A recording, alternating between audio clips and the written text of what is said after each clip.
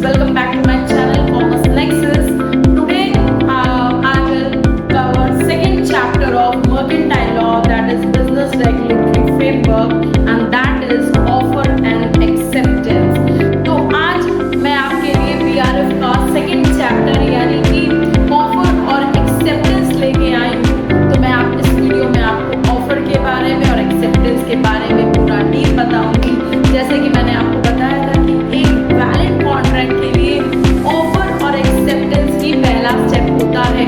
तो सबसे पहला स्टेप होता है, the first step is offer and the second step is acceptance. तो कैसे ऑफर किया जाता है, किसको किया जाता है, कहाँ से वो होता है और उसके बाद उसका एक्सेप्टेंस कैसे रिसीव होता है, उसके लिए क्या वैलिड प्रूफ चाहिए, ये सारी चीजें मैं वीडियो में कवर करूंगी। Now we can see the offer. अब हम ऑफर को देखते हैं कि ऑफर होता क्या है, क्या सेक्शन उसके लिए है और कैसे प्रपोजल या ऑफर किसी को भेजा जाता है।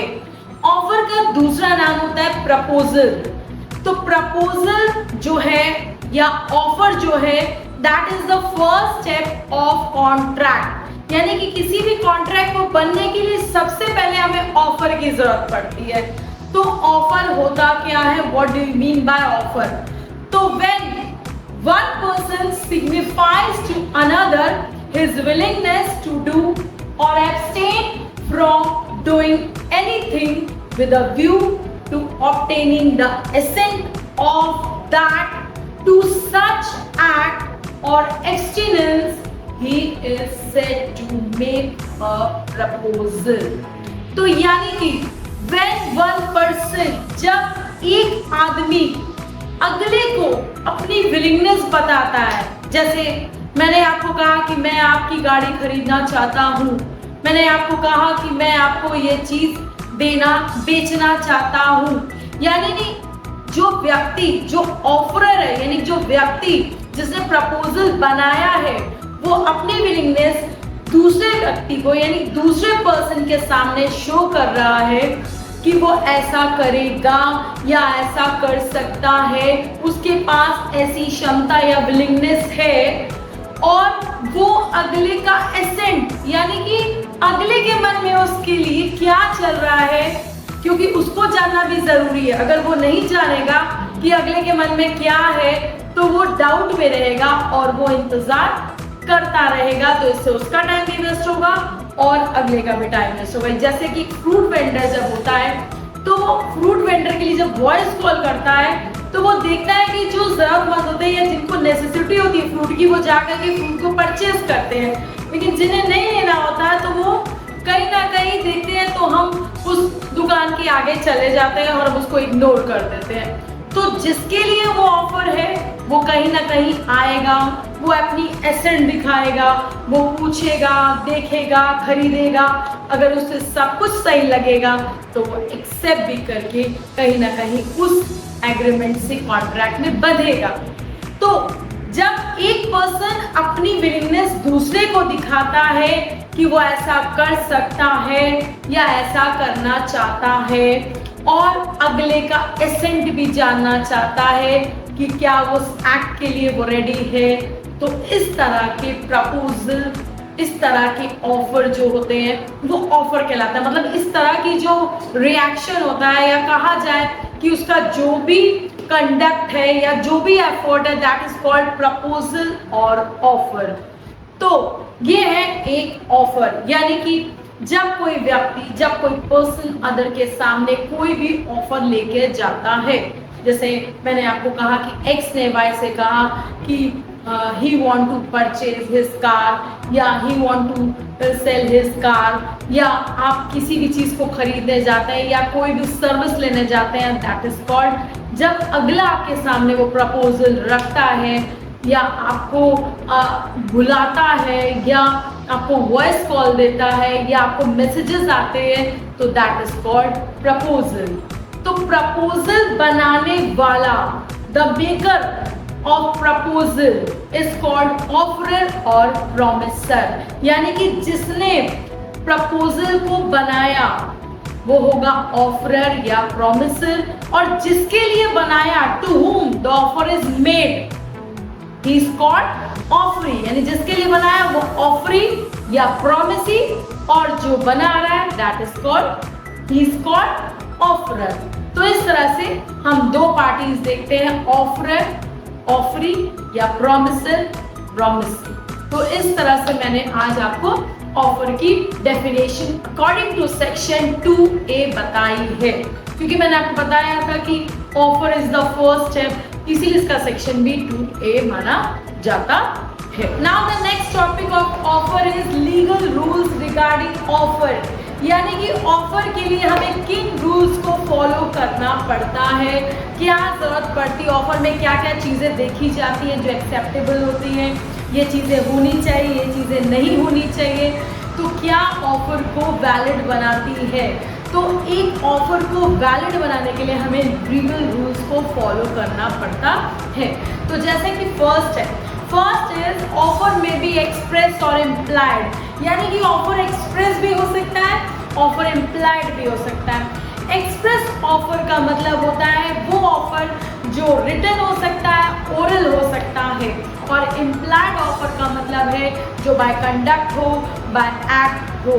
जैसे कि हम फॉर एग्जाम्पल किसी चीज़ के लिए वॉइस कॉल लगाई जाती है, या जब हम किसी बिल्स को एक्सेप्ट नहीं करते, सब कुछ ओरली करते हैं, मोबाइल के थ्रू करते हैं, तो वो हो जाता है एक्सप्रेस। और जब पे हम रिटन चीज़ों को नोट डाउन करके काम करते हैं, यानी कि बिल्स देखते हैं या हमें मैसेजेस आते हैं, तो वो हम कह सकते हैं रिटन फॉर्मेट होता है ऑफर का।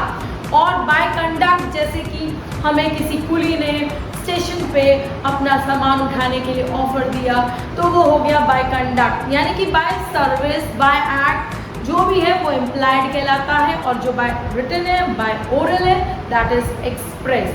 सेकेंड इज ऑफर में भी स्पेसिफिक और जनरल, यानी कि ऑफर एक स्पेसिफिक यानी किसी स्पेशल पीपल के लिए भी हो सकता है, या जनरल टू द पब्लिक भी हो सकता है कि दुकान का शटर ऑन है, हम चीज़ें बेच रहे हैं, लोग आ रहे हैं, सबके लिए समान ऑफर है, किसी के लिए कोई स्पेशल ट्रीटमेंट नहीं है।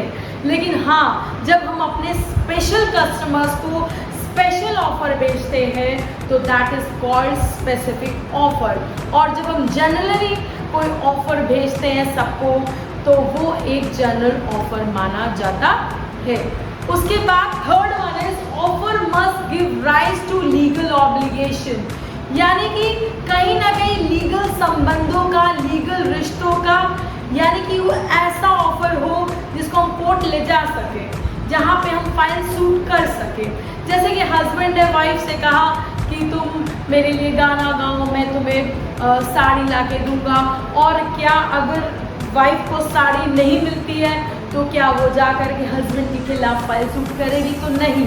तो इस तरह की लीगल इलीगल, यानी कि इलीगल नहीं कह सकते, लीगल क्षमता वाले रिलेशनशिप होने चाहिए, यानी कि उसके अंदर कहीं ना कहीं लीगल ऑब्लिगेशन होना चाहिए।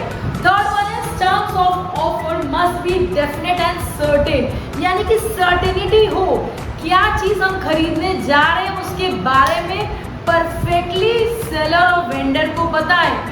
अगर हम अगले से कहते हैं कि हमें राइस दो, तो वो क्या समझेगा कौन सा राइस चाहिए, बासमती राइस चाहिए या काला नमक चाहिए या सामा चाहिए, तो उससे हमें बताना पड़ेगा कि हमें बासमती राइस चाहिए।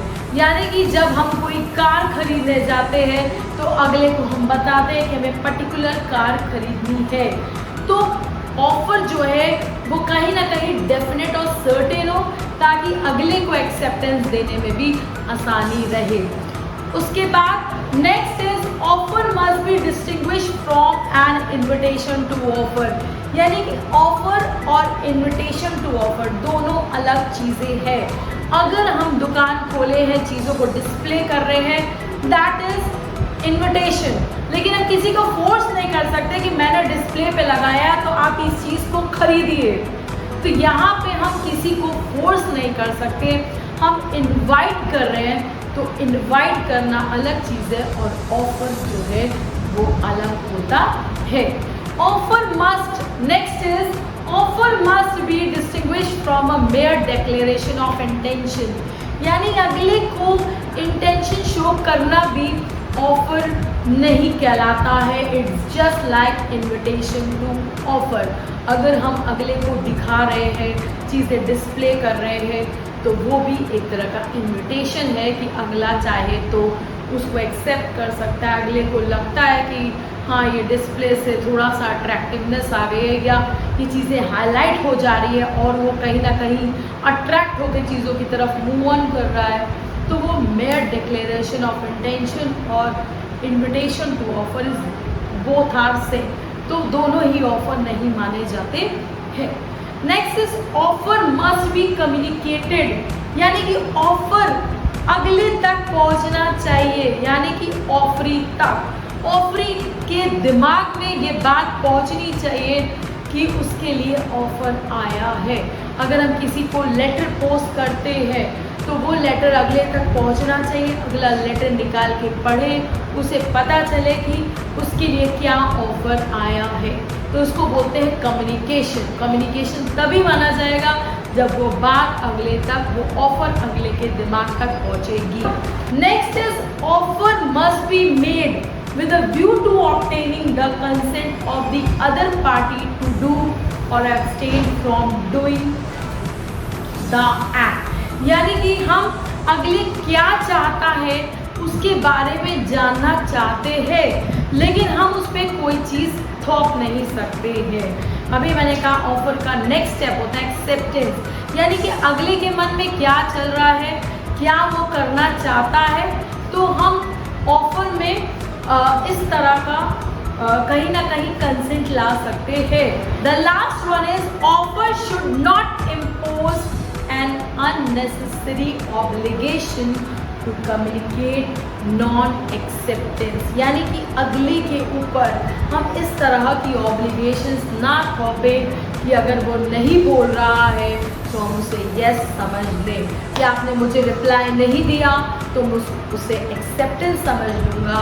इस तरह की भूल नहीं होनी चाहिए, यानी कि ऑफर में हम अगले के ऊपर एक्सेप्टेंस को नहीं थोप सकते हैं कि अगर अगला एक्सेप्टेंस नहीं दे रहा है तो हम उस ऑफर को एक्सेप्ट मान लें।